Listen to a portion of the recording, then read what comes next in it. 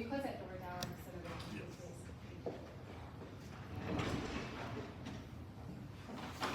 You're like, or just a last minute, so you don't go like this. Great, yeah, no problem.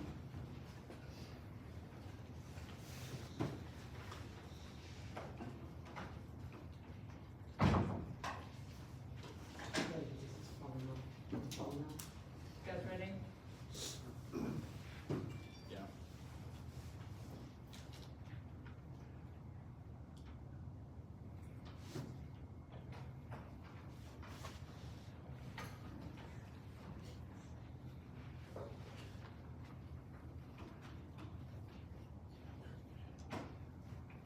Good afternoon, everyone. I'm Kelly Cloak, Public Information Officer for the Asheville Fire Department. And today's press conference, the City of Asheville will update everybody on their water service restoration and the drinking water distribution. You will hear from 3 speakers. You will hear from the Director of Water Resources, David Melton, also Fire Chief Scott Burnett, and the Mayor, Esther Mannheimer. We will start off with David Melton. And if you would, please save all questions to the end. Thank you.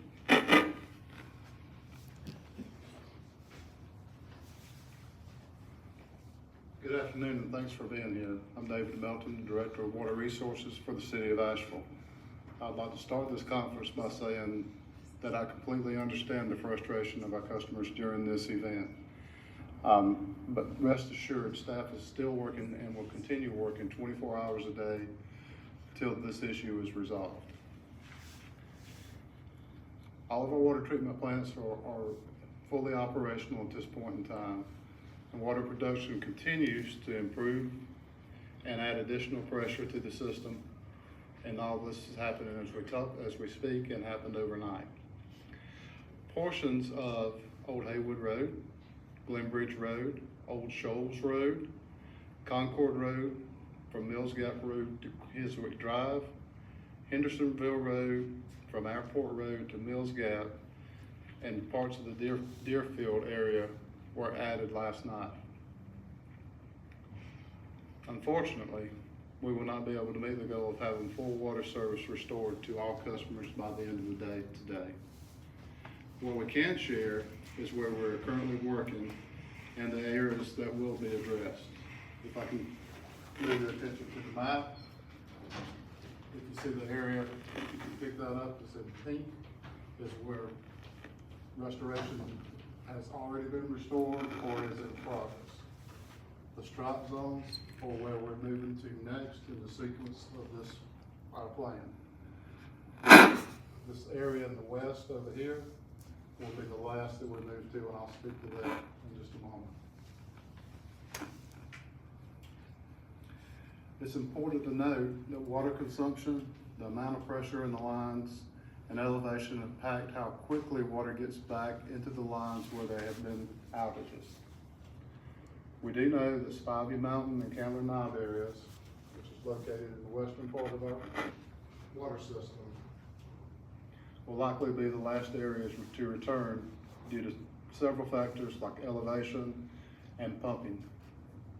To get full service for all customers, continued water conservation will be key. Here's what the community can do to help us recharge the system. Minimize or delay processes that use large amounts of water. Take shorter showers. Do not wash your car. And if possible, delay doing laundry and delay running the dishwasher. Our next steps, we will continue to address the water shortages to the west and the south simultaneously. Additionally, we have secured a private sector partner to deliver an additional pump to get more water in the western part of our system faster. Also, I would like to thank MSD as they are partnering with us and aiding in water leak repair restoration. And here's what you may see when the water comes back online. Again, you may see fluctuations in pressure and intermittent cloudiness and intermittent outages as we return the system to full pressure. If you are impacted by the service area and have water, which is mainly in the south at this point, we want to remind you that you are still under a boil water advisory.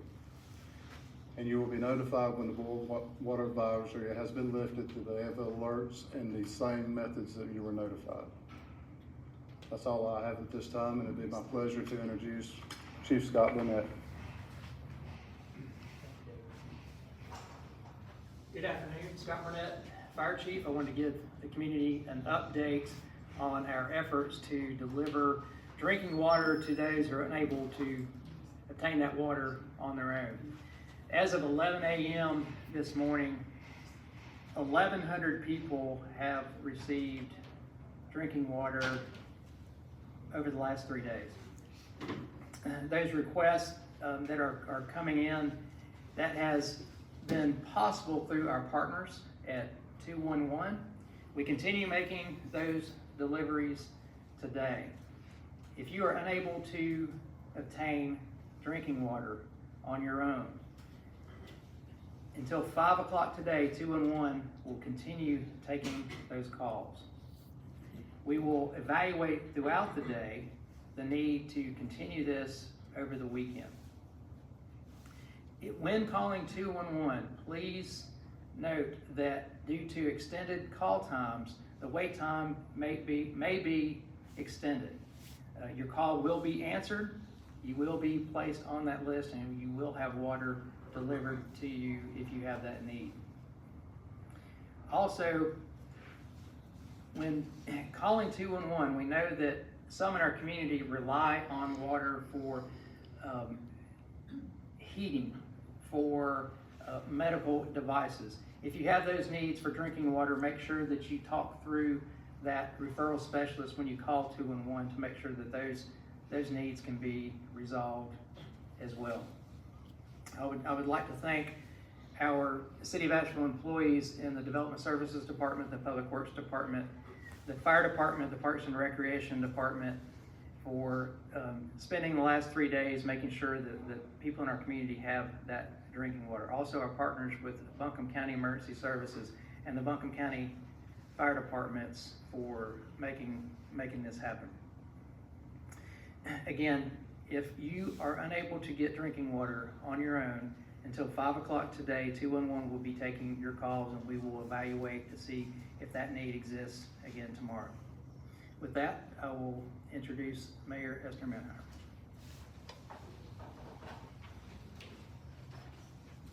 Thanks, Chief, and thanks for your department and all the partners' continued efforts on making sure we're providing emergency drinking water for folks who are in need.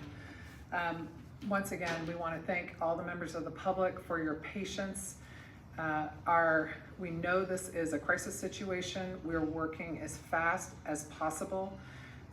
For many, this is more than just an inconvenience, and we understand that. This is an emergency that needs to be addressed because water is vital to folks and the functioning of their lives, and we understand that. I want to make sure that's clear. We understand the urgency of this situation. We want to thank all the folks that have helped make sure that those who have called 211 and reached out and have been provided water. We want to thank those folks for helping. We're pulling from all departments and our partners to help make sure that water delivery is happening. And as you heard the chief say, we're provided water to over 1,100 residents. That includes folks where we have gone ahead and made deliveries in areas within our climate justice maps that indicate folks that may be of greater need but might not even been able to call 211 yet. So thanks again for all the folks that have helped with that. And to our partners, I have been in communication constantly with the Governor's Western representative. They have extended offers to help us. They are working with the Buncombe County Emergency Services. I spoke this morning with the county manager, and the chair of the county commission graciously offered any assistance. They are working as they're tied in with emergency services to make sure all the needs for emergency water supplies are being met. I've also spoken with the Metropolitan Sewage District Director. They have reached out and offered help and are providing assistance to support the water department in the efforts to handle issues with leaks. They have the technical expertise in that area and have been willing and able to step up and help our crews. So thank you all to all of our partners, everyone who's pitched in to help make sure that we're up and running as soon as possible. And for folks out there, you know, I've heard from a lot of people, I have water, but then I lost water, or I have low water pressure. And as we've tried to make clear, as the system is recharged and demand is fluctuating, people may see a loss of water and then they may see their water come back. The fits and starts, as I call it, are indicative of recharging a water system, and so that is to be expected. I know the inclination is to open your tap full tilt. You want to start doing laundry as soon as possible, but we would ask and thank everyone who's continued to conserve water throughout the entire system to help that pressure build, to help those water tanks be restocked so that the system can handle all of the usage needs for a normal day in Asheville. Again, if you're under a boil water advisory, you should have been notified directly through our system, and you shall be on a boil water advisory until you're notified otherwise. So please pay attention to that. And as the chief said, if you are in need of water, please call 211. Today they will open those lines until 5 o'clock. So again, until 5 o'clock today, please call 211 if you are in need of water. And then finally, what we talked about here today will be summarized in a press release so that folks have that information, and we will push that out, put it on the website, provide it to all the media, so that everyone has the information that has been provided in today's press conference. Again, to the members of the public who are patiently waiting for water, we are working as fast as possible, and we understand that this is a terrible situation for you and your homes.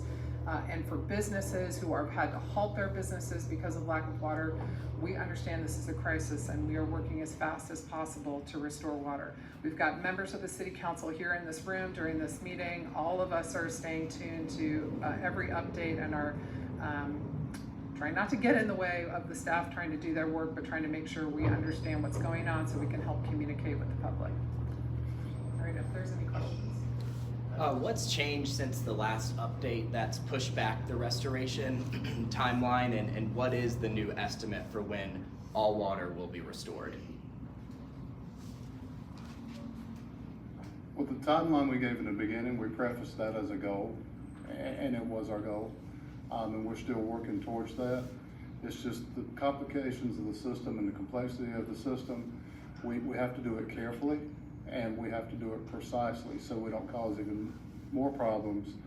Plus, we've had great support with our partners at NCDEQ, who are working with us through this, but there's also regulatory considerations as well as we go through this process.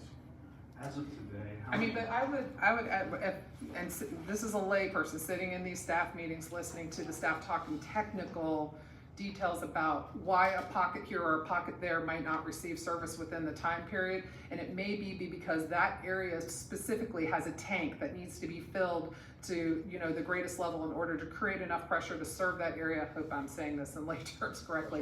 Whereas, so it might be just sort of situated a little bit differently in a portion of West Asheville that's served by some certain tank in some certain area, not on the main system like you might see on Long Shoals or Hendersonville Road or Mills Gap or Sweeten Creek. So that could be a reason why one pocket or another pocket, Cane Creek's another area where you might see a longer timeline to get service because it takes a different, a longer process to charge that district before it can receive water.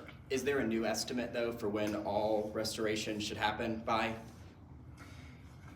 No, I don't think there is. I mean, I think we're still hopeful. Our 48-hour mark is 4 o'clock today. I think we're still hopeful that we'll see a majority of folks, but we don't want to promise that because the usage has fluctuated. The usage is changing, how much pressure's in the system, whether or not people are seeing a drip and then they lose it, or they get constant flow and then they lose it. So we want to be careful in saying that, because the last thing you want to do is say it's going to happen by this exact mark. It doesn't. That is a very frustrating experience. But I think what should be encouraging news is that we are seeing customers come back online. That system is recharging, and that effort is constant and ongoing, and it is in progress. So we're not seeing any reason why that will stop happening, and that is the good news. It's just a matter of time at this point. As of now, is there a new estimate as to how many people are still impacted? Obviously, the 38,000 number is what we heard a few days ago. Is there a new estimate on that number?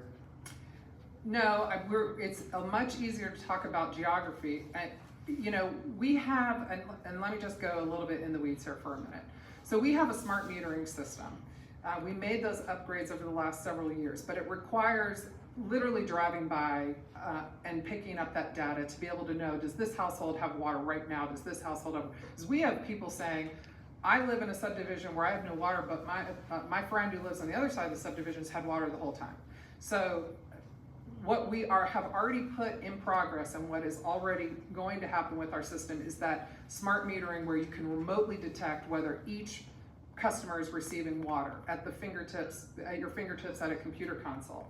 That, you know, for example, I think you're used to seeing that with Duke Energy. They can say, you know, we have 736 customers without power in Buncombe County. That real-time data is in the works, but it is not available without that manually driving around and picking up that information. So to be able to give you an exact number is not possible. It is more possible to tell you where we know water is in the system and what customers it should be providing water to. But again, with the pressure issue, you know, I've personally heard from people say, my neighbor down the road has water. I don't have water. I'm, you know, 50 feet higher in elevation, which is a pressure issue. So that is the difficulty in gauging exactly how many customers have had water restored or are waiting for water.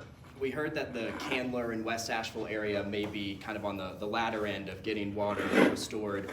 What exactly is causing those outages? Is that related to the plant in the south that went down, or is this a separate problem that's impacting the western part? It is a piece of the bigger problem, if that makes sense. But the way the system operates, the western part went down last, okay? So it's gonna be the last to come up. We have tanks out in that area that have to be filled so we can pump to the higher elevations. And we talked a little bit about the elevations before, but that's the way it is. Plus, we've got demand pulling off of it in between because it's at the end of our water system. But the elevation is the biggest factor in that and being able to pump to get the water there. But like I said, we've secured this pump, should be here at 1 o'clock today, which is going to greatly aid us in boosting that up. Do you think that should have happened earlier, or could that have happened earlier to get that extra pump to help? Well, it was in process. It's just, you know, we've all experienced supply chain issues and those type of things. So a little bit of that played into it, and you have to have the correct specifications. It's not like going down to the hardware store and grabbing a pump. One more question for the mayor. Obviously, you talked a little bit about state resources and county resources.